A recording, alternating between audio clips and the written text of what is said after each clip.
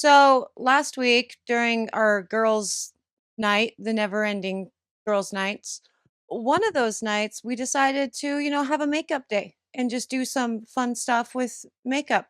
And that was awesome. And I had a look on my, you know, eyes that was very similar to this, but better because the soap and clay kidlets put it on. And I don't know how to do any of this stuff, but it was quite a lot of stuff, like a lot of eyeshadow. There's a lot going on there. So anyway, after our makeup was done and we'd had our fun with that or whatever, we went to my bedroom and we snuggled up to watch a movie and I fell asleep without washing my face, right? And then I got up the next day and all of this was gone. Like it was all gone. I have white sheets and there was no sign of red, bright red and blacks and all there's a lot going on. No sign of any of that on my sheets. Where did it go? Seriously, this is something that I actually do need help with. I have no idea how that happened and where my eye makeup ended up going because I never go to sleep with stuff on my face ever. And that's it. That's all I have. I mean, I have a video today and it's going to be a cool one, I think, but I have to send you to an intro before we talk about it. So I'm going to do that. Hello, I am Mrs. Soap and Clay. Let's make stuff.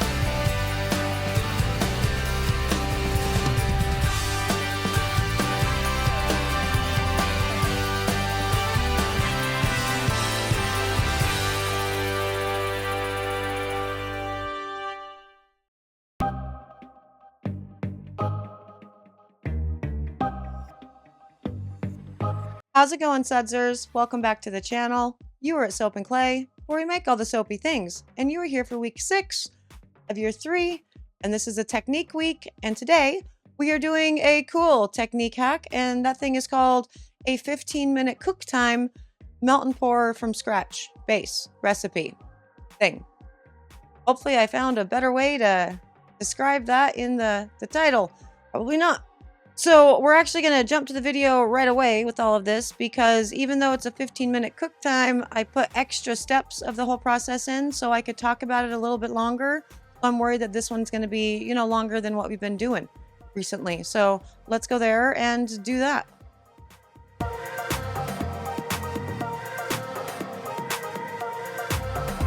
Ha! I totally lied. This is going to be a 15-minute video because I sped it all up, but it is a 15-minute cook in a very fast, very easy melt and pour base from scratch recipe.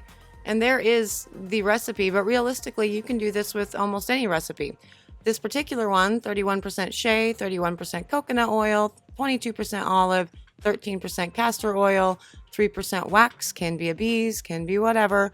I super fat at around 5%. And then the solvents are going to be 100% of your total oil weight. So not the lye and the water solution included in that. Now, for the additives with something like this, you're going to be looking at realistically whatever you want. It's really just going to depend on what you want your base to ultimately do. I tend to alter this quite a bit depending on what I want my bases to do. For example, for a face soap, I tend to put a powdered coconut milk into it. And I do change the oils out to be more face friendly, what have you. If I'm going to be doing like a face paste and activated charcoal, I put the charcoal directly into the oils. If I want it really white, I put the titanium dioxide or zinc also directly into the oils before you add your lye solution into the melted oils. Makes it a whole lot easier to incorporate. I did not do that with this particular recipe because I wanted you to see the actual, mix, which is what I'm doing here, and see the, quote unquote Vaseline stage or whatever that it can hit. So it does unfortunately make it a little bit more complicated to put the titanium dioxide in later, but I'll just give it, my best college try.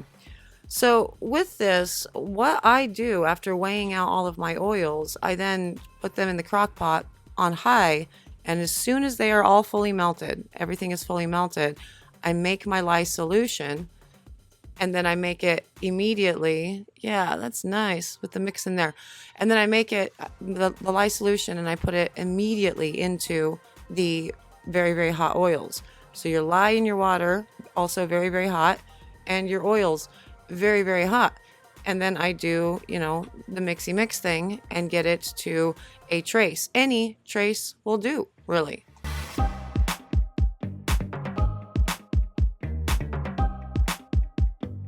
So after I have done the initial, mix and getting it to trace or whatnot, I then put the lid back on it and I keep it on high and I cook it for 15 minutes. But you see how dirty the sides of my crock pot currently are? The Vaseline stage is great. Look, it's there. It's awesome. But you see how dirty my crock pot is? That's because I didn't pay attention to it cooking on high, and it did bubble over. So cooking it on high for 15 minutes totally yields a very, very fast, melt and pour base for sure. But you need to pay attention to it and set a timer, and every couple minutes come back and give it a stir, release some of the heat inside of it, all of the things just to make sure it doesn't bubble over. Now, I did this kind of intentionally so you could see it, but unfortunately I forgot to record the very first part when it was all whatever. Anyway, so at this point, because the, soap has cooked, it got to an emulsion really on a really, really high heat. I cooked it at a really, really high heat. Now all that's realistically left, I know that the whole thing is, to an emulsion. So no matter what at this point, remember, once you hit emulsion, no matter what at that point, it becomes soap, no matter what else you do to it. So talking to, people or reading things about melt and pour bases and how they should be, cooked for an hour or an hour and a half or, whatever, that's not necessary. As soon as you know that you've hit an emulsion, technically speaking, you can put your solvents in right then and there. I do like to give it a, secondary cook or whatever, just to make it very, very sure that all of the lye will be, neutralized and effectively gone quickly. And then you really do. You just put in your solvents. The white stuff that I put into my glycerin was my titanium dioxide to make this, white, because I used unrefined shea and it's super duper yellow. So that's what I was doing there. But, then after that, after the solvents after the soap paste, the soap dissolves into the solvents, you are ready to pour it.